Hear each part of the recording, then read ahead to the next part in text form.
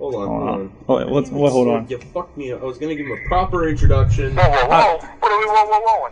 I'm sorry. Apparently, Lunchbox wants to give your introduction this evening. Hold on. Let me pull up what I need to my introduction. Well, you're not even ready. You knew this was coming. Ugh, you dick bag. You bag of dicks. Like, no, go to the interview. No, you ruined Anyways, it. Now go, Sword. Now that I ruined that Lunchbox's segue, I apologize. Hi, Brent Albright. Welcome back to the Wrestling Mayhem show. Hi, How you I can't hear nobody. Sword, What's that? Hello? All right, I'll cover it. Well, we have Brent Albright on the line. How you doing tonight, Brent? Good, how are you guys? Excellent. Of course, Brent Albright, a past guest on the show, I think early last year, after seeing you in IWC for a bit, locally here, and happened to be up in New York City to see you win your NWA championship at Ring of Honor in the August. You guys read that show? I was a fan of the show. Mad Mike is from up there in the Bronx. Oh, cool, yeah, that was an awesome night. It really was. It was a surprise for me because I hadn't looked into what the card was, and to see friend of the show Brent Albright and an NWA title championship. I wasn't aware that NWA was doing affiliations with ROH at the time. Yeah, that's something that they've been working on for a while. Was trying to get a relationship with NWA, and I think that it helped both companies. You know. Are they still running that sort of promotion? I think so. I don't really know I'm not really sure what's going on. I know that just some kind of circumstances with ROH that Adam Pearce had to they had to release Adam Pearce. So I don't know what else is going on with NWA and ROH. Mm-hmm. But anyways, you won it in a fantastic match. I believe you got a pretty good Crimson Mask that match at the good old Hammerstein Ballroom. How was it to win the NWA title with such history like that? That was awesome. Being able to make history in New York by winning the NWA title it was amazing. The fans that night had so much energy. We were early on in the card. I think we were like fourth in the card. I mean, we were in a pretty good spot. I thought the build for the match was really good, and it just overall the whole atmosphere for that night was awesome. It really was. Excellent. And you had for a good run for at least 2 months before losing it back to Pierce. Like how was that traveling around defending that? Do what? I'm sorry, you're breaking up on me a little bit. I think we had phone trouble last time too. Yeah. What was it like to be traveling around? I saw you had matches defending against guys like Dick Murdoch, who was just let go by the WWE. I think down towards Texas or something. And the defenses all over the country with that. I imagine you defended it more than just at ROH, right? Yeah, I did a match with. I defended it against Go Shizaki at ROH. I defended against Trevor Murdoch in Texas with NWA. I defended against Adam Pearce in Mexico City, and then we had another match against Adam Pearce in Philadelphia. Excellent. So yeah, I mean it was that's awesome, getting to do, especially getting to go to Mexico because I'd never been to Mexico, and I got the Montezuma's Revenge in Mexico, which was nice. I was sick for like 8 days. I got sick. Whatever I brought back was pretty contagious. I got sick. My wife got sick. Both my kids got sick. My in-laws got sick. My brother-in-law and sister-in-law got sick. Their kids got sick. I mean, everybody was sick. So you spread it around pretty good, huh? Yeah, I was only there for a day. I think I accidentally had an ice cube in a soda that I drank, and I think that's what did it. Adam Pearce even got sick. Who was that? Adam Pearce got sick too? Adam Pearce even got sick. Wow. Well, there's a lesson learned there. All right, I'm going to get into a little. We have some fan questions I'm going to get into here now. From Mad Mike, who did see you with me win that championship belt. One thing he asked is, what was it like to be able to interact with Larry Sweeney in ROH, which I believe we talked a lot in our last interview about Larry Sweeney and you working with him in ROH. Right. Larry Sweeney, I think, is very talented. Is very talented at what he does, and I think as far as managers go, and as many places I've wrestled, I think Larry Sweeney is probably the best manager I've come across and I've seen in a long time. Mm-hmm. Excellent. And I had a personal question for you. Are we ever going to see a dance-off between you and Larry Sweeney? A dance-off? Yes. No, you don't want to see a dance-off between me and Larry Sweeney. No, you don't want to see that. That'd be bad. That's worse than Dancing with the Stars. Yeah, that'd be pretty bad. You'd be surprised. Hentai put up a pretty good dance-off fight with him. Yeah. You remember Jerry Springer on Dancing with the Stars? Yeah, it'd be worse than that. Yeah, it'd be pretty bad. Yeah, definitely. Also from Mad Mike, he says the match you had with Adam Pearce in New York was amazing. What did it feel like to win the belt? And that was held by such greats as Dusty, Rick, and Harley. All right, repeat the last part of that question. What was it like to win the belt that had been held by such greats like Ric Flair, Dusty Rhodes, and Harley Race? He asked. Yeah, first of all, that match in New York was awesome for me. I hope it was as awesome for the fans as it was for me, and everybody that keeps telling me it was good and all. I appreciate that so much because it really was. That was a special match and a special night for me, and the fact that I got to win a belt or win a title that has been held by guys like Harley Race and the Briscoes and Giant Baba and Ric Flair and Steamboat, Dusty Rhodes. I mean, all those guys. I mean, that's amazing. I mean, not very many people are going to have the opportunity to wrestle and win the NWA World Title, and I got that opportunity, and I did win that, and it was amazing. And probably one of the most amazing things to cap it off was I got to meet Ric Flair. Of course, I'd met Ric Flair in WWE, but he was on Raw, I was on SmackDown, so I never really got to know or get to sit down and meet Ric Flair. So this time I got to meet and talk with Ric Flair in Robstown, Texas, a couple weeks ago. Well, I guess it was about a month ago, I guess now. When the NWA inducted Ric Flair into the Hall of Fame, and I mean that was awesome. That was just the cherry on the cake. There's just the icing on the cake for my entire NWA experience there. Excellent. Mad Mike also wants to know: do you think you could see yourself going back to one of the big two anytime soon, or you're going to be more looking at the Indies and maybe another NWA title reign soon? I'm keeping all my options open. I would love to go back and get another shot with WWE. So, if anybody knows Johnny, he's listening. I'm open. I'm open for bookings, tryout matches, whatever you got.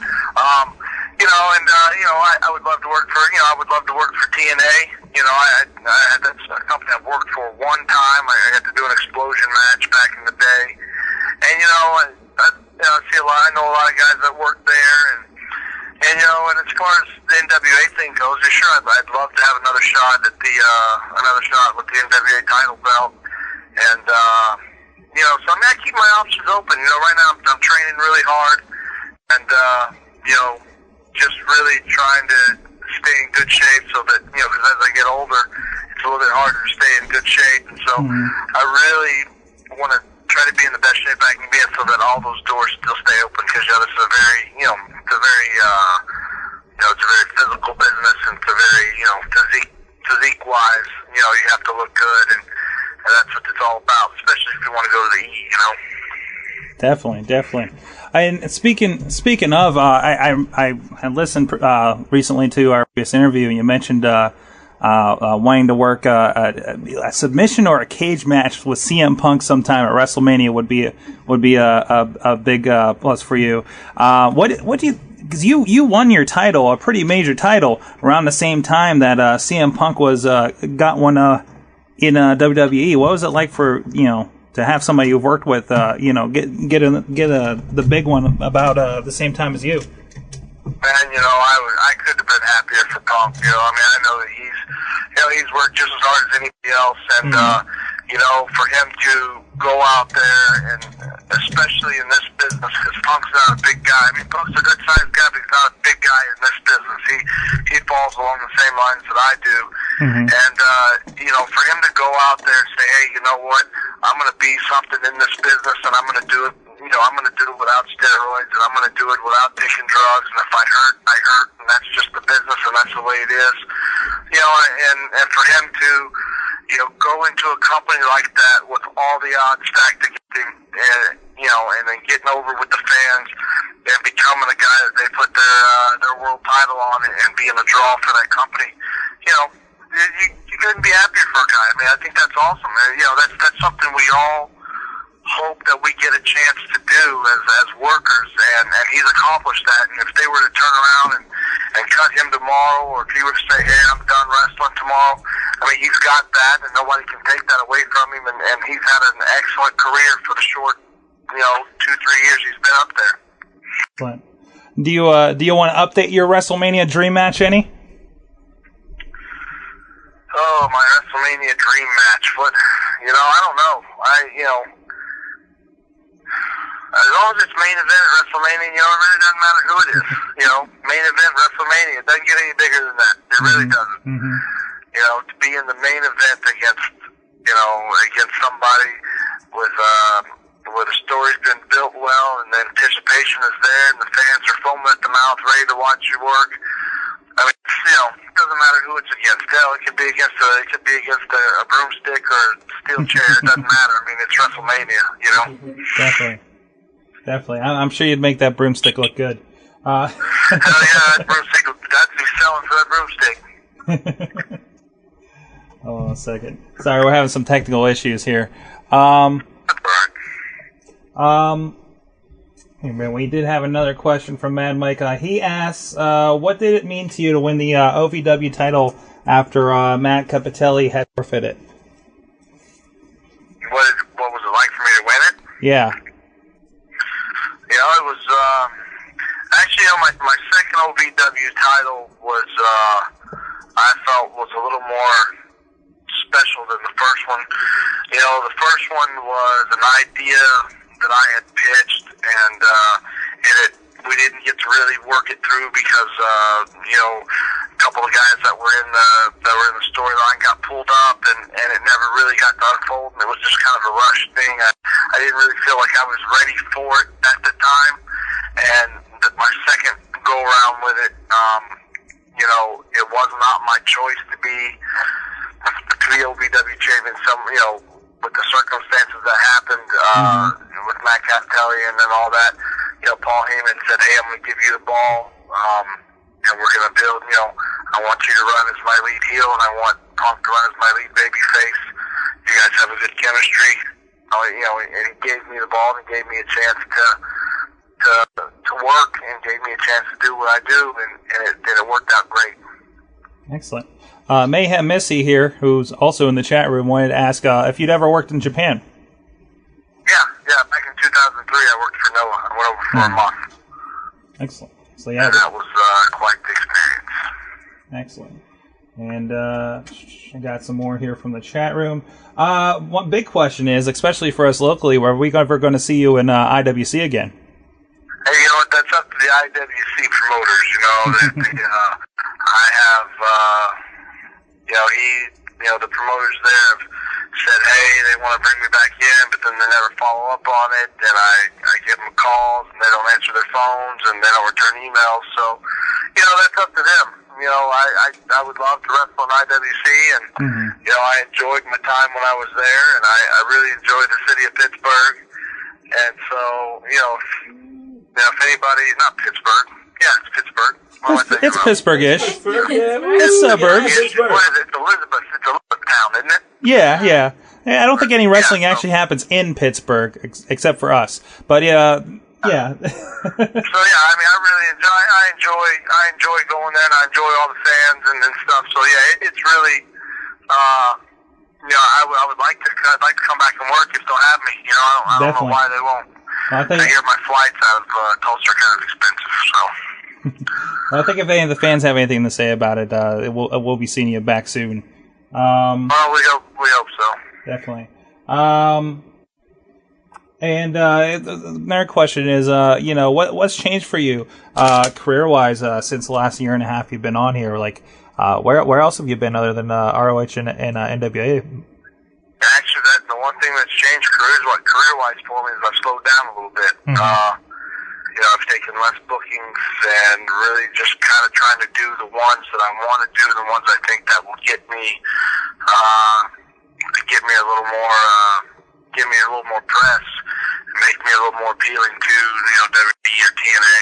Mm-hmm. And because I've got a 6-month-old baby, so I like to try to be at home when I can, but of course at the same time, you got to work. You got to work to make money, and so I think it's that's been the main thing. As I've been able to really talk and negotiate and get what I need, so that I don't have to be gone as much, and just get to really do the shows that I want to do. Mm-hmm. And what's been your feeling working in ROH the last couple years? What's been your feeling from working in ROH the last couple years, as opposed to other groups out there? I like ROH. I like the atmosphere that ROH brings, and I like a lot of things that they have the production value. I mean, ROH puts on a show like none other. Mm-hmm. But the problem I have with ROH is they give fans too much, in my opinion. And I would hope that and I know that everybody's been working on that, and I think that's something that it's a team effort to change, because we find that we go into a lot of towns and the attendance drops because what could we possibly do to top what we just did, in that town, and I think that hurts the company a little bit. And we have a very hardcore group of fans that come out and watch, but for us to expand and make the company more appealing to different markets, we almost kind of have to start over and try to re-educate the fans so that we're not having to do as much to get them to react the way we want. That way, whenever something big comes along, we really get the reaction out of it that we need, instead of 1,000 different things getting just crapped on. Yeah, I definitely noticed, even from my one ROH live experience, there's a lot of near finishes, like a lot of near finishes. Yeah, that's, and I hate saying this, that because I don't want to mislead anybody to thinking, there's a term out there called the ROH style, and I don't wrestle that ROH style because I'm 245, 250 pounds. Yeah. And a lot of these guys are right at 200 pounds. Some of them are some of them are under 200 pounds, and they can move fast, and they're a little more smooth. And I don't move like that. So no triple moonsaults for Brent Albright in the near future, right? Do what? No triple moonsaults for Brent Albright in the near future, right? Yeah, there's no triple moonsault for Brent Albright in anybody's future. So if you come into ROH to see me do that, you might as well not come, because that ain't gonna happen. And I tease it. And Frank, that's not gonna happen. And frankly, that's one of the things that surprised me, seeing you in the card in that show, because my exposure to ROH, and granted, I am sort of a new fan to Ring of Honor. Most of the things I know from Lunchbox here on the show, is that kind of style. And I know you're more of a ground wrestler, in that contrast would be amazing. But if anything, it brought something different to a show that is that style. Well, and that's why I don't like to use the term of the ROH style, because there's two kinds of wrestling out there. There's good wrestling and there's shitty wrestling, you know, and, you know, no matter what you do, no matter how many flips and flops you do, if you're not going out and you're not telling your story, you're not getting the point of what you're doing out there across, if you're not letting the, you know, when you're doing moves, if you're just doing moves to do moves and you're not doing them for a reason, then it's shitty. That's just all there is to it. And, you know, you've got to, you know, people have to realize, and if you educate your fans to like shitty wrestling, then when you give them good wrestling, they're not going to recognize it. They think the good wrestling is shitty. And I know that sounds really weird, but that's just the way it is. You have to educate your fans to like good wrestling, good storytelling, getting, you know, the most out of doing the less. That way it builds so that every time you wrestle, you do just a little bit more, a little bit more, a little bit more, and you come out and then you get to have these awesome matches instead of every match on the card seeming like a main event match. Yeah, that's cool, but, you know, if you give the people a main event match in the opener, how's the main event match going to top that? So, yeah, and I think that's a lot of what sometimes it's been much better over the last 6 months. But that's a lot of times what you fall into is, you know, everybody wants to go out and steal the show, and that's just not the case. Sometimes that's not your spot that night to steal the show. So. And one thing I can attribute to ROH with its rabid fan base, and obviously a different style than we're seeing on TV from week to week on the, you know, the quote Big Two.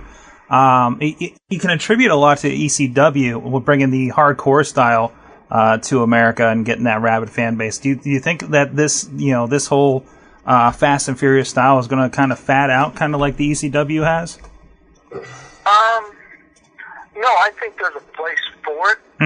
I just don't think that there's a place for it on every match on the card. You know, it's one. I mean, that's the reason why there's only, you know, that's the reason why when you go watch a boxing card, your main event's probably going to be a heavyweight match, or if your main event's a light heavyweight match, that'll be the only light heavyweight match on the card, because you have to have different styles of matches on the card for the people to stay interested, you know?